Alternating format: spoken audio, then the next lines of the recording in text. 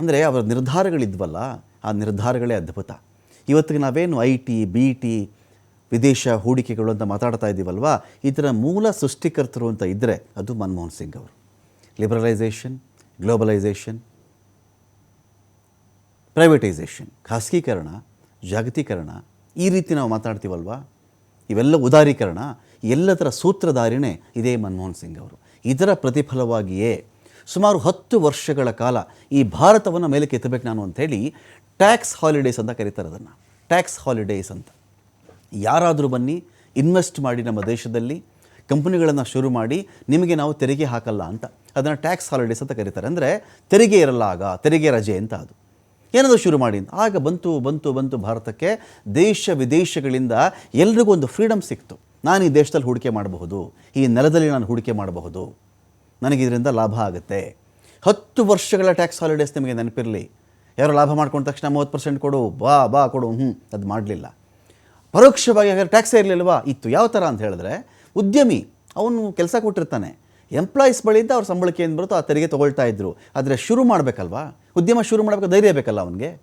ಬನ್ನಿ ನಾವು ಟ್ಯಾಕ್ಸ್ ಕೊಡ್ತೀವಿ, ಟ್ಯಾಕ್ಸ್ ಹಾಲಿಡೇಸ್ ಕೊಡ್ತೀವಿ ಅಂತೇಳಿ ಕರೆದಂಥವರು ಇದೇ ಮನಮೋಹನ್ ಸಿಂಗ್ ಅವರು.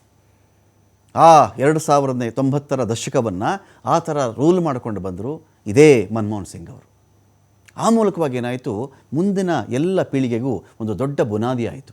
ನಮ್ಮ ದೇಶದ ಜನ, ಇಲ್ಲಿನ ವಿದ್ಯಾರ್ಥಿಗಳು, ಇಲ್ಲಿನ ವೃತ್ತಿಪರರು ಎಲ್ಲರೂ ಹೋಗಿ ಬೇರೆ ದೇಶಗಳಲ್ಲೂ ಕೆಲಸ ಮಾಡುವಂತಾಯಿತು. ಇಲ್ಲಿನ ಒಂದು ತಜ್ಞ ತರಬೇತಿ ಎಲ್ಲ ಪಡ್ಕೊಂಡಾದ ಮೇಲೆ ಬೇರೆ ಕಡೆ ಕೆಲಸಗಳು ಆಫರ್ ಬಂತು, ಅಲ್ಲಿ ಹೋದರು. ಅಲ್ಲಿ ದುಡಿದಂಥ ಹಣ ಮತ್ತೆ ಭಾರತಕ್ಕೂ ಬಂತು, ಇಲ್ಲೂ ಕಂಪನಿಗಳು ಓಪನ್ ಆದವು. ಇದೊಂದು ಭಾಗ ಆಯಿತು. ಇನ್ನು 2004ರಲ್ಲಿ ಅನ್ಎಕ್ಸ್ಪೆಕ್ಟೆಡ್ ಆಗಿ, ಆಗ UPA 1 ಸರ್ಕಾರ ಅಧಿಕಾರಕ್ಕೆ ಬರುತ್ತೆ. ಆವಾಗಲೂ ಒಂದಲ್ಲ ಒಂದು ರೀತಿಯಲ್ಲಿ ಕಷ್ಟಗಳು ಶುರುವಾಗಿದ್ದವು. ಅಂಥ ಟೈಮ್ನಲ್ಲೂ ಕೂಡ ಆಯಿಲ್ ಬಾಂಡ್ ಅಂತ ಕರೀತಾರೆ. ಈ ಆಯಿಲ್ ಬಾಂಡ್ ಅಂದರೆ ಏನು ಅಂತ ಹೇಳಿದ್ರೆ, ನೋಡಿ, ಅವಾಗ ನಾನು ಹೇಳಿದೆ ಆಗಲೇ, ಡೀಸೆಲ್ ಪೆಟ್ರೋಲ್ ಬೆಲೆ ಜಾಸ್ತಿ ಆಗಿಬಿಟ್ಟಿತ್ತು ಅಂತಾರಾಷ್ಟ್ರೀಯ ಮಟ್ಟದಲ್ಲಿ ಅಂತ. ಆಗೇನು ಮಾಡ್ತಾರೆ ಮನಮೋಹನ್ ಸಿಂಗ್ ಅವರು, ನೋಡಿ ಈ ಬೆಲೆಯನ್ನು ಯಥಾವತ್ತಾಗಿ ಜಾರಿ ಮಾಡಿ ಜನಗಳ ತಲೆಯ ಮೇಲೆ ಈ ದರವನ್ನು ಏರಿಕೆ ಮಾಡಬೇಡಿ, ನೀವು ತೊಗೊಳ್ಳಿ, ನಿಮ್ಗೊಂದು ಬಾಂಡ್ ಕೊಡ್ತೀನಿ ನಾನು, ಇದು ಮೆಚ್ಯೂರ್ ಆಗುತ್ತಲ್ಲ, 5 ವರ್ಷಕ್ಕೋ 10 ವರ್ಷಕ್ಕೋ ಮೆಚ್ಯೂರ್ ಆಗುತ್ತಲ್ಲ, ಆಗ ನೀವು ಹಣ ವಸೂಲಿ ಮಾಡ್ಕೊಳ್ಳಿ, ಈಗ ಬೇಡ. ಸರ್ಕಾರ ಇದಕ್ಕೆ ಗ್ಯಾರಂಟಿ ಅಂತ ಕೊಟ್ಟರು. ಆ ಮೂಲಕ ಏನಾಯಿತು, ಅವತ್ತಿಗೆ ಪೆಟ್ರೋಲ್ ಡೀಸೆಲ್ ಬೆಲೆ 50ರಿಂದ 70 ರೂಪಾಯಿ 80 ರೂಪಾಯಿನಲ್ಲೇ ಉಳಿದುಕೊಳ್ಳೋಕೆ ಒಂದು ಕಾರಣ ಆಯಿತು. ತದನಂತರದ ಅಂತಾರಾಷ್ಟ್ರೀಯ ಮಾರುಕಟ್ಟೆಗಳು ಬದಲಾಗ್ತವೆ, ಆ ನಂತರ ಬೆಲೆ ಕಡಿಮೆ ಆಗುತ್ತದು. ಇದೊಂದು ಭಾಗ. ಡಾಲರ್ ಬೆಲೆ ನಿಯಂತ್ರಿಸಿದ್ರು ಇವರು. ರೂಪಾಯಿಯನ್ನು ತುಂಬ ಪಾತಾಳಕ್ಕೆ ಬೀಳದಂತೆ ನಿಯಂತ್ರಿಸಿದ್ರು ಕೂಡ ಟೀಕೆ ಏನು ಬಂತು ಅಂತ ಹೇಳಿದ್ರೆ, ತುಂಬ ರೂಪಾಯಿ ಬಿದ್ದು ಹೋಗ್ಬಿಟ್ಟಿದೆ, 51 ರೂಪಾಯಿ ಆಗಿಬಿಡ್ತು, 49 ರೂಪಾಯಿ ಆಯಿತು ಅಂತ ಟೀಕೆಗಳು ಬಂದವು. ತಲೆ ಕೆಡಿಸ್ಕೊಳ್ಳಿಲ್ಲ. ಇದು ಗ್ಲೋಬಲ್ ರಿಸೆಷನ್ ಇದ್ದಾಗ, ಜಾಗತಿಕ ಆರ್ಥಿಕ ಹಿಂಜರಿತ ಅಂತ ಕರೀತಾರೆ ಅದನ್ನು. ಇಡೀ ವಿಶ್ವದಲ್ಲೇ ಆರ್ಥಿಕವಾಗಿ ಅಭಿವೃದ್ಧಿ ಇರಲ್ಲ, ಆಗ ಹಿಂಜರಿತ ಇರುತ್ತೆ, ಮಾರ್ಕೆಟ್ ಹೆದರ್ತಾ ಇರುತ್ತೆ. ಅಂಥ ಕಾಲಘಟ್ಟದಲ್ಲಿಯೂ ಕೂಡ ಭಾರತವನ್ನು ಪಾರು ಮಾಡಿದಂತಹ ಮಹಾನ್ ನಾಯಕ, ಮಹಾನ್ ಶಿಲ್ಪಿ ಮಾತನಾಡ್ತಾ ಇರಲಿಲ್ಲ, ಅಷ್ಟೇ ಮೌನವಾಗೇನೆ ಒಂದು ಅರ್ಥಕ್ರಾಂತಿಯನ್ನು ಮಾಡಿದಂತಹ ಅರ್ಥ ಜಾದೂಗಾರ ಅಥವಾ ಅರ್ಥ ಮಾಂತ್ರಿಕ ಯಾರು, ಮನಮೋಹನ್ ಸಿಂಗ್ ಅವರು. 1,48,000 ಕೋಟಿ ಚಿಲ್ಲರೆ ಬರುತ್ತೆ.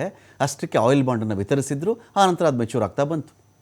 1,00,000 ಲಕ್ಷ ಕೋಟಿ ಅಂತ ಇಟ್ಕೊಳ್ಳಿ ಎಲ್ಲ ಓವರಾಲ್ ಆಗಿ. ಇವತ್ತಿಗೆ ನಾವೇನು ಪ್ರೆಸೆಂಟ್ ಇದ್ದೀವಲ್ವ, ಪೆಟ್ರೋಲ್ ಡೀಸೆಲ್ ಮೇಲೆ ಒಂದು ದೇಶ ಒಂದೇ ಒಂದು ವರ್ಷದಲ್ಲೇ ನಾವು ಪೆಟ್ರೋಲ್ ಡೀಸೆಲ್ ಮೇಲೆ 4 ಲಕ್ಷ ಕೋಟಿಗಿಂತ ಹೆಚ್ಚಿನ ತೆರಿಗೆ ನಾವು ಕಟ್ತಾ ಇದ್ದೀವಿ ಭಾರತೀಯರು.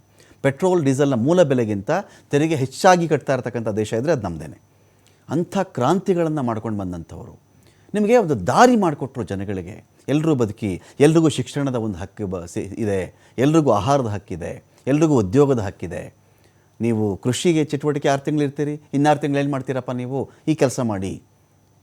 ನಿಮಗೆ ನೆನಪಿರಲಿ, ಇದೇ ಒಂದು ಉದ್ಯೋಗ ಯೋಜನೆ ಇತ್ತಲ್ಲ, ಈ ಒಂದು ಉದ್ಯೋಗ ಯೋಜನೆಯೇ ಕೋವಿಡ್ ಟೈಮಲ್ಲಿ ಭಾರತವನ್ನು ಕಾಪಾಡಿದ್ದು.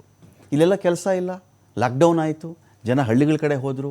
ಹಳ್ಳಿಗಳ ಕಡೆ ಜನ ಹೋದಾಗ ಬೇಕಲ್ಲ ಕೆಲಸ, ಸುಮ್ಮನೆ ಹೋಗ್ಬಿಟ್ಟು ಅಲ್ಲಿ ಕೂತಿದ್ರೆ ಕೆಲಸ ದುಡ್ಡು ಕೊಡ್ತಾರೆ, ಯಾರಾದರೂ ಊಟ ಹಾಕ್ತಾರಾ? ಇಲ್ಲ. ಆಗ ಇದೇ ರಾಷ್ಟ್ರೀಯ ಗ್ರಾಮೀಣ ಉದ್ಯೋಗ ಖಾತ್ರಿ ಯೋಜನೆ ಇದೆಯಲ್ಲ, ಈ ಯೋಜನೆಯೇ ಆ ಜನಗಳ ಕೈ ಹಿಡಿದಿತ್ತು.